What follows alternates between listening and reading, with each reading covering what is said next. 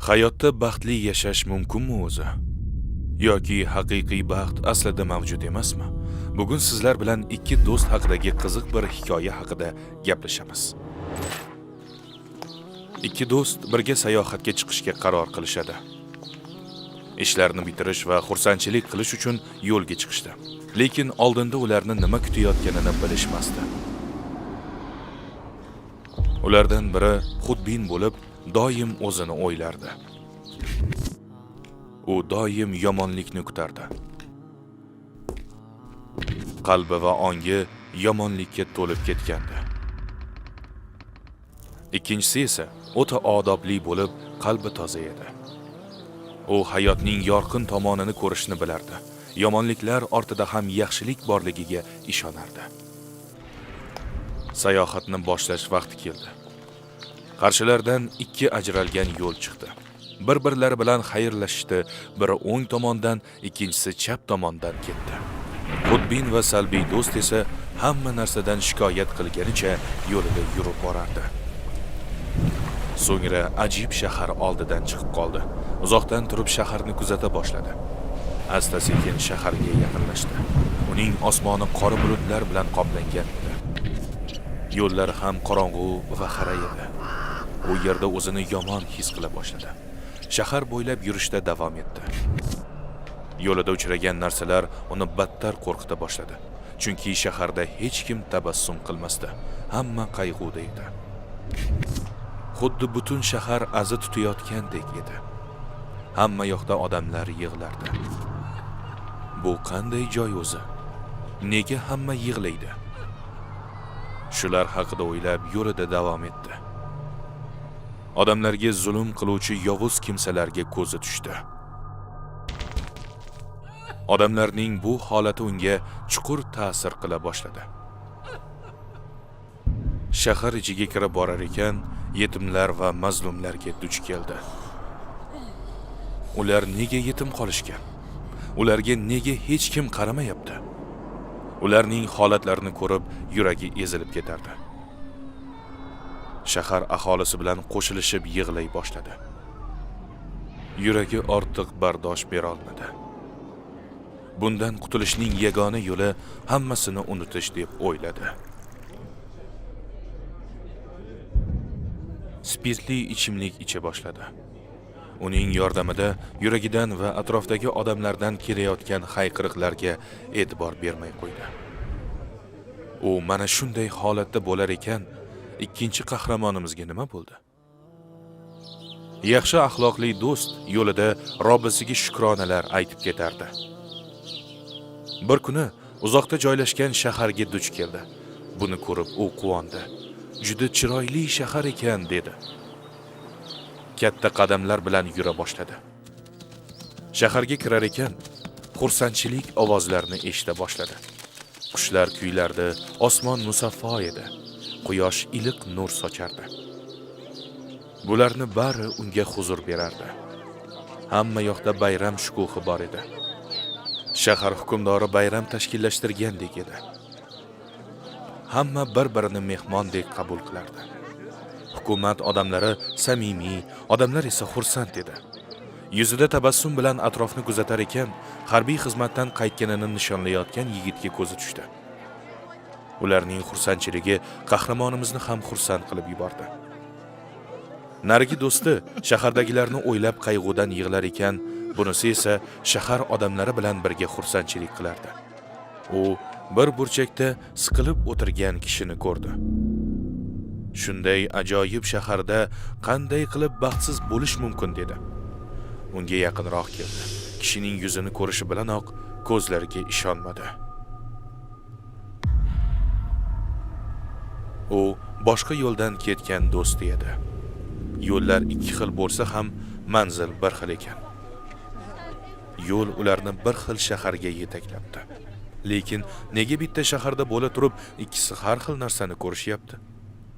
Senga nima bo'ldi? Tinchlikmi deb so'radi. Do'sti javob qildi. Shaharni ko'rmayapsanmi? Qanday qilib xursand bo'lay? Hamma yoq qayg'uga to'lgan-ku. Hamma yoqda qiyinchilik, hamma yoqda dushman. Odamlar nochorlikdan yig'lamoqda. hammani uyida aza bo'lyapti. Hamma yoqda zolimlar. Bu joy qo'rqinchli ekan. Noilojlikdan ichkilik icha boshladim. Do'sti uning gaplaridan hayratlandi. Ikkalasi bitta shaharda yurgan bo'lsa ham, boshqacha narsalarni ko'rishardi. Ammo u gap nimada ekanini tushundi. Do'stining qalbi qoraligidan ko'ziga faqat yomon narsalar ko'rinardi. Uning hayotga salbiy qarashlari hammasini yomon qilib ko'rsatardi. Do'stiga shunday dedi: "Esingni yeb qo'yibsan. Ichingdagi yomonlik tashqariga chiqibdi. Baxtni qayg'u bilan adashtiryapsan. Tabassumni esa ko'z yoshi bilan. O'zingga kel. Yuragingdagi kirlarni ketkaz. Shunda haqiqatni ko'rasan." Bu gaplarni eshitib, do'sti karaxt bo'lib qoldi. Nahotki shuncha yovuzlikni qalbi sabab ko'rayotgan bo'lsa? Do'sti davom etdi: "Shahar hukmdori hamma narsaga mehr-muruvvat bilan qarayapti. Har bitta uyga alohida e'tibor beradi. Har bir ko'chada ziyofat qiladi. Askarlari ko'chalarda tartib saqlamoqda. Shunday mehribon va rahimdil hukmdori bo'lgan shaharni qanday qilib yomonlaysan?" Bu so'zlar do'stiga qattiq ta'sir qildi. Nihoyat u o'ziga keldi. O'sha zahoti ichkilikni uloqtirib, pushaymon bilan Allohga tavba qildi. "Nima qilib qo'ydim? Qo'rqinchli tushda yashayotgan ekanman. Kunni tunga, do'stni esa dushmanga adashtiribman. Meni muqarrar jahannamdan qutqarib qolding." Xo'sh, nega shahar ularning ko'ziga umuman boshqacha bo'lib ko'rindi?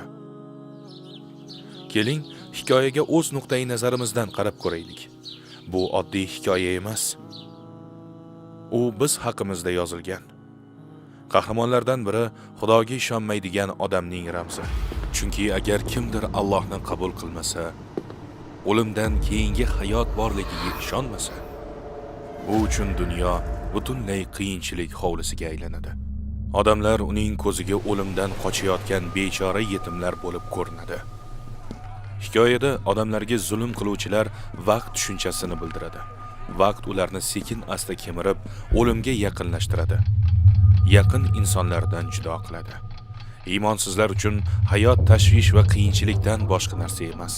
Hayotda g'am, qayg'u va og'riq bilan yashovchi kishilar faqat o'limlarni kutib yashashadi xolos. Hech nimaga ishonmaydigan kishi dunyoni quyidagicha tasavvur qiladi. Bu dunyo chorasizlik va bekorchilik shahridir. Chunki u Allohga ishonmaydi. U yolg'iz va baxtsiz bo'lgani uchun o'ziga ham, yaqinlariga ham achinadi. Chunki uning fikricha, insonlar qayerdan kelganini bilmaydigan, tasodifan mavjud bo'lib qolib, yo'q bo'lib ketishni kutayotgan bechora mavjudotlardir. Tog'lar, dengizlar va yulduzlar uning uchun sovuq qabristondek ko'rinadi. Yangi chaqaloqlar badbaxt dunyoga adashib tushib qolgan bechoralardek, o'lganlar esa xotiralari bilan qo'shilib yo'q bo'lib ketganlardek ko'rinadi. Iymonsiz kishi o'z yaqinlari birma-bir yo'q bo'lar ekan, ilojsiz indamay qarab turaveradi. Dunyoni yuqoridagidek tasavvur qiladiganlarning qalblari qulay boshlaydi. O'zini bundan xalos qilish, o'tgan ishlarni o'ylamaslik uchun mast bo'lishdan boshqa chora topa olmaydi. Ba'zida ichish orqali, ba'zida esa boshqa narsalar orqali o'zini chalg'itadi. Narigi qahramon esa qalbi iymonga to'lgan kishini bildiradi. Musulmon kishi Allohni hamma narsaning egasi sifatida tanigani sababli dunyodagi mahluqotlarni mehmon sifatida ko'radi. Ular dunyo atalmish dasturxonga kelishgan. Hammaning maqsadi bo'lgani kabi, uning maqsadi Allohni tanish va unga erishish. Hayvonlar, o'simliklar, daraxtlar va gullar barchasi Allohning buyukligini nishonlayapti deb biladi. Barcha jonli narsa uni ulug'lamoqda. Odamlar juda qisqa vaqtga sinov uchun kelishgan. Hech kim unutilmaydi, qolib ham ketmaydi. Bu olam bor yo'g'i sayohat xolos, o'lim esa unchalik qo'rqinchli emas. Bu xuddi maktabni bitirish yoki harbiy xizmatni tamomlashdek gap. Yaxshiroq joyga o'tish degani. Harbiy xizmat yakunidagi xursandchilikka o'xshaydi. Qiyin sinovlardan iborat kichik dunyodan yaxshiroq, kengroq, tinch va mukofotlarga to'la bo'lgan dunyoga o'tamiz. Dunyodagi barcha mavjudot Allohning sodiq qullaridir. arilar, qushlar va daraxtlar Allohning hukmi bilan insoniyatga bo'ysundirib qo'yilgan. Iymonsiz kishi esa bularni ko'ra olmaydi. U faqat o'limga yaqinlashayotgan chorasiz mavjudotlarni ko'radi xolos. Barcha chiroyli narsalardan yuz o'giradi, chunki u uchun hech narsaning ma'nosi yo'q. Qayg'udan qalbi og'irlashib boraveradi. Ammo musulmon dunyoga boshqacha qaraydi. U dunyodagi barcha jonzotni o'z do'stidek ko'radi. Iymoni sabab ich-ichidan baxtni his qiladi. Tog'lar, yulduzlar, sahrolar, sovuq va huvillagandek ko'ringan narsalar unga tirikdek tuyuladi. Hammasining o'z hikmati bor. Yolg'izlik ham, qayg'u ham yo'q. Adashib qolganlik his ham yo'q. Hayot osoyishtadek tuyuladi. Safari tugagach u ham dunyoni tark etadi.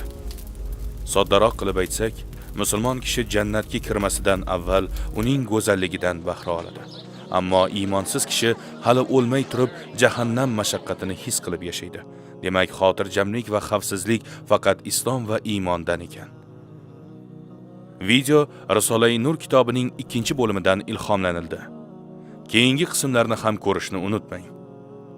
Qur'onning tafsiri bo'lgan ushbu Risola-i Nur kitobini o'qimoqchi bo'lsangiz, ilovamizni yuklab oling.